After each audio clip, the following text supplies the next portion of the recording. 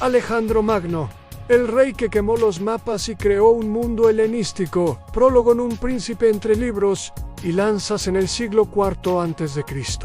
La política mediterránea y oriental ofrecía alternativas claras. La ciudad que se defendía a sí misma, la monarquía que acumulaba tributos, el imperio que se extendía por ley de sangre o por la fuerza. De ese cruce nació Alexandros, hijo de Filipo II de Macedonia, una figura cuya energía convirtió la ambición militar en proyecto civilizatorio. No solo conquistó tierras, transformó mapas de alianzas, fundó ciudades que eran centros de mezcla y puso en movimiento poblaciones, lenguas y religiones hasta entonces en perfiles separados. Su reinado 336 a 323 a.C., breve en años pero colosal en impacto, produjo un mundo helenístico, donde la cultura griega convivió, disputó y se mezcló con lo persa, lo egipcio, lo indio y lo semítico. Esta crónica sigue el camino del hombre desde la infancia y la educación con Aristóteles, pasando por la formación de su ejército y la disciplina macedonia, hasta la marcha a través del Asia Menor. La derrota de Persia, las expediciones hasta el Indo, la creación de ciudades llamadas Alejandría en múltiples orillas y el final prematuro que dejó un imperio sin heredero. Claro, es la biografía de un conquistador que quiso no solo someter el mundo, sino rehacerlo a imagen de una síntesis consciente. Y orígenes y oficio del príncipe. Alejandro nació en Pella en 356 a.C., en el seno de la casa Argea, hijo de Filipo II y de la princesa Macedonia Olimpia. Su crianza fue puesta tempranamente al servicio de dos objetivos: consolidar la línea dinástica y preparar al joven para el mando. Filipo había transformado a Macedonia en una potencia militar moderna, reorganizando la falange, perfeccionando la táctica del zarisa y centralizando el poder. Olimpia, por su parte, alimentó en el joven un sentido de destino y una imaginería heroica en las genealogías que lo vinculaban. Por vía mítica, a Aquiles y a héroes antiguos fueron cuidadosamente cultivadas. La educación de Alejandro fue tanto militar como intelectual. Aristóteles, llamado por Filipo, le enseñó filosofía, medicina, literatura y ciencia. Esa formación no fue mera ornamentación. Dotó al príncipe de herramientas para pensar la política, la naturaleza y la ley. La íntima conjunción entre espada y palabra marcará su estilo. Alejandro actuó como general y como cosmopolita en gestos que buscaban sentido más allá del botín. Segundo, la herencia de Filipo, maquinaria militar y política de vanguardia. Filipo II dejó un estado con ejército profesional, finanzas y una diplomacia panhelénica. Era la base sobre la que Alejandro pudo soñar mayores empresas. La hegemonía de Macedonia sobre Grecia, formalizada en la Liga de Corinto, ofreció cobertura política para la expedición contra Persia que Filipo había imaginado. La maquinaria que heredó Alejandro implicaba disciplina, instrucción de oficiales y un aparato logístico que los griegos de la polis rara vez habían logrado sostener. Esa preparación técnica convertiría a un príncipe audaz en el comandante capaz de sostener campañas a miles de kilómetros de la base. Tercero, ascenso y primeras decisiones consolidar el trono 336 a 334 a.C. La muerte de Filipo en 336 a.C. abrió un periodo de incertidumbre. Alejandro, aún joven, reaccionó con rapidez, eliminó rivales palaciegos, aseguró la lealtad de los oficiales y repuso la autoridad en los estados griegos con mano firme.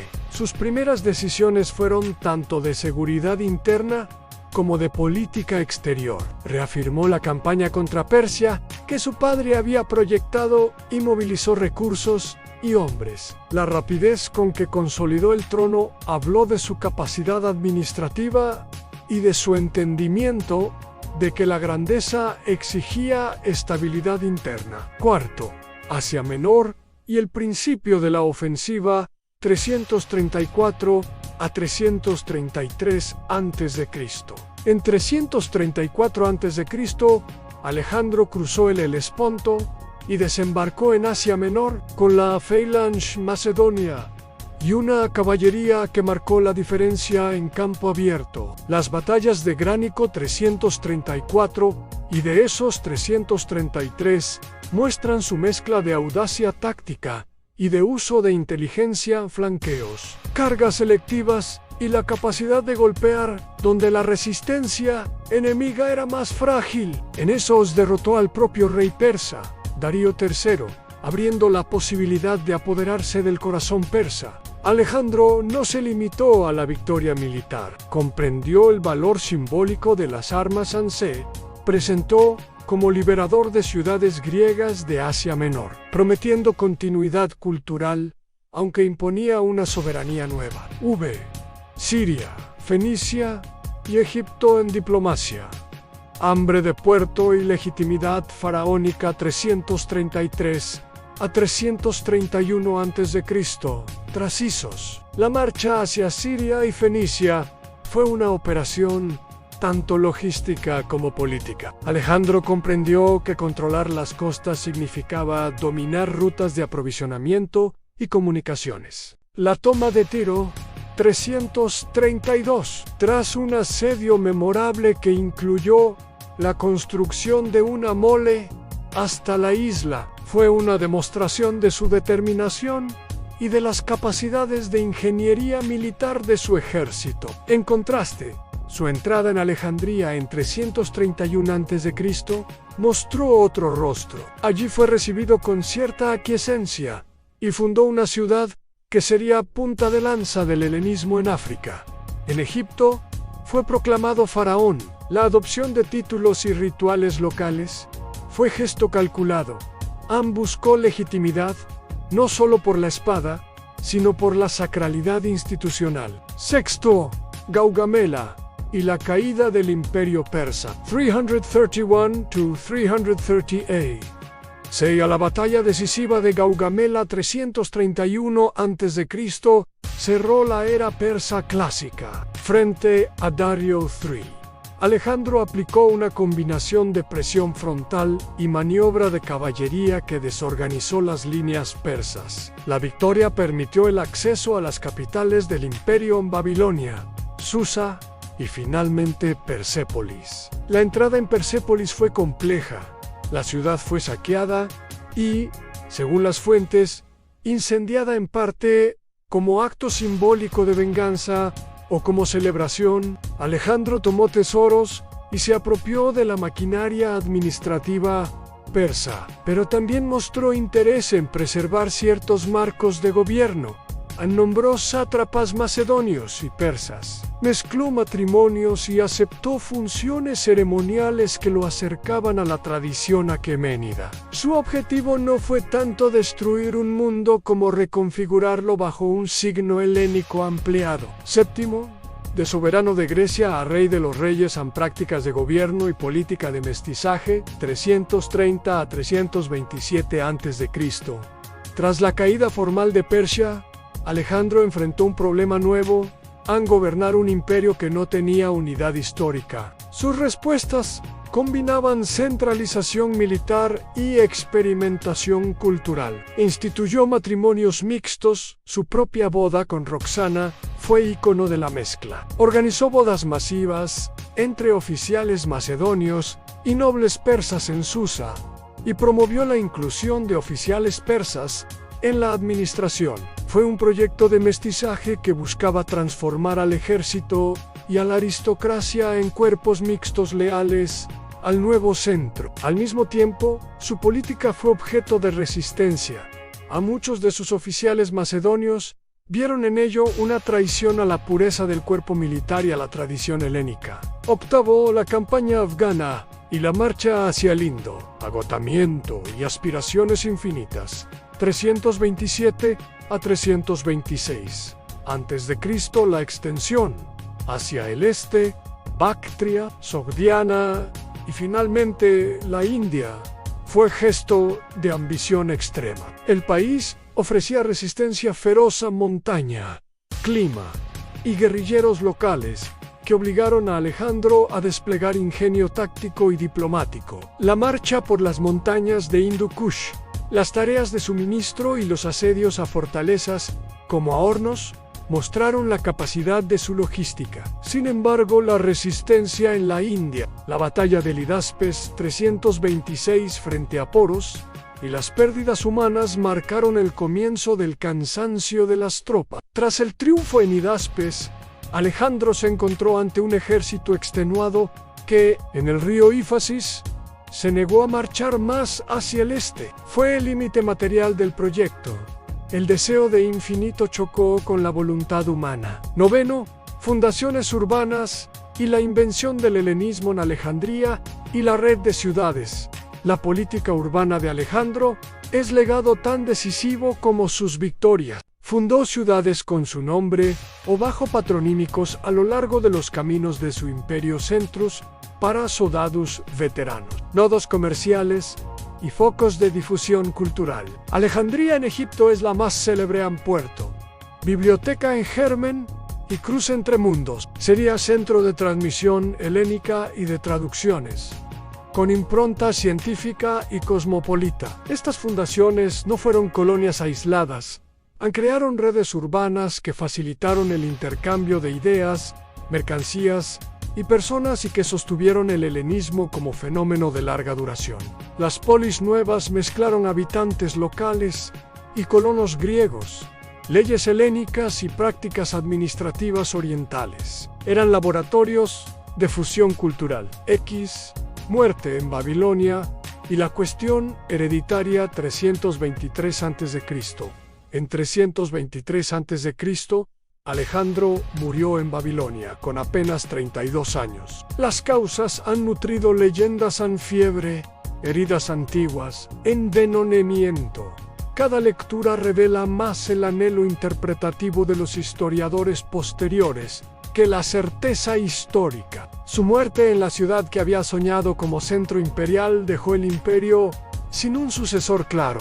Su heredero, en teoría, era Alejandro IV, hijo de Roxana, aún no nacido al momento de la partida real, y las manos vacilantes de los diádocos, los generales y lugartenientes, en una lucha por repartirse el mundo conquistado. Lo que empezó como un estado centrado y personal, se disolvió pronto en reinos helenísticos, Ptolomeo en Egipto, Seleuco en Asia Oriental, Antígono y sus rivales en Asia Menor y Siria. El sueño unitario quedó sustituido por la pluralidad política sin la dirección de un conductor único. Epílogo: evaluar la figura a menos conquista, mezcla y contradicción moral.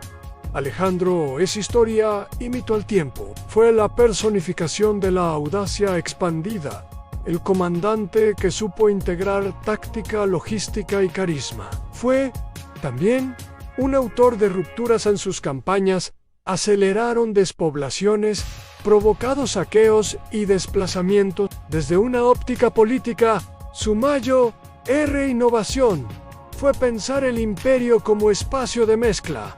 La apuesta por matrimonios mixtos, por ciudades fundacionales y por la incorporación de hombres locales a la administración es prueba de un proyecto que, aunque liberador en lo cultural, también tenía límites prácticos y morales. Su legado es masivo en la difusión del griego como lengua franca, en un arco enorme. La creación de centros de aprendizaje posteriormente, la famosa Alejandría Ptolemaica, la circulación de arte, de monedas y de ideas. Sin embargo, la rapidez de sus conquistas y la dependencia del carisma del líder significaron que, tras su muerte, el sistema careciera de un engranaje institucional que garantizara unidad. El helenismo no fue simplemente imposición de una cultura sobre otra. Fue mezcla, hibridación y conflicto, a la vez medio de modernización y fuente de tensiones. Legado cultural y político.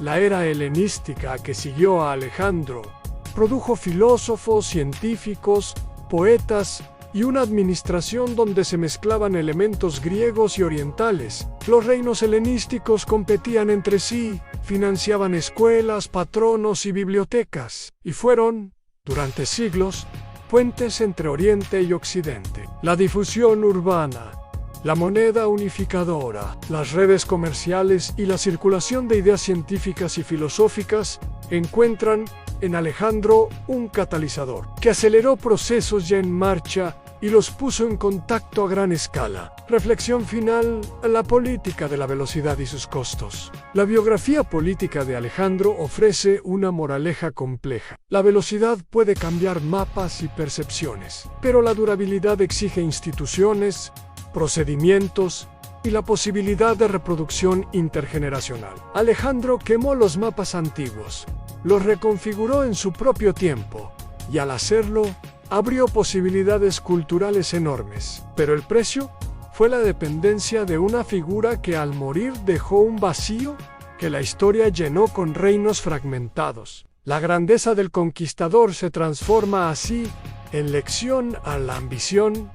Sin estructura institucional puede producir mundos nuevos, pero también mundos inestables. Cierrean, el rey, que quiso fundar una era, Alejandro Magno, fue, en esencia, una combinación a la ira y la creatividad del guerrero, la curiosidad y el cosmopolitismo del pensador, la voluntad de destruir fronteras y el deseo de asentar ciudades. Su vida enseña que la política puede ser tanto conquista como fabricación de mundos, que un solo hombre, con talento y circunstancias favorables, puede acelerar la historia y que al mismo tiempo la historia misma puede neutralizar ese impulso al convertirlo en una era de reinos rivales. La huella de Alejandro perdura en nombres de ciudades, en rutas comerciales, en lenguas y en la idea de que los imperios no solo dominan territorios, sino que reescriben identidades. Así concluye la crónica de Alejandro Magno, el rey que quemó los mapas y creó un mundo helenístico. Este príncipe, que supo leer su tiempo y transformarlo, no solo conquistó territorios, sino que también unió culturas de manera impresionante. Su capacidad para combinar la espada con la ciudad nos dejó un legado donde la mezcla de tradiciones se convirtió en norma, pero también en fuente de conflictos. Imagínate cómo las influencias griegas, persas y egipcias se entrelazaron creando un mosaico cultural vibrante. Con sus excesos y visiones, Alejandro nos mostró que el mundo podía ser un lugar de diversidad y riqueza. Así que, si te ha fascinado esta historia, no olvides suscribirte al canal y darle like al video. ¡Hasta la próxima!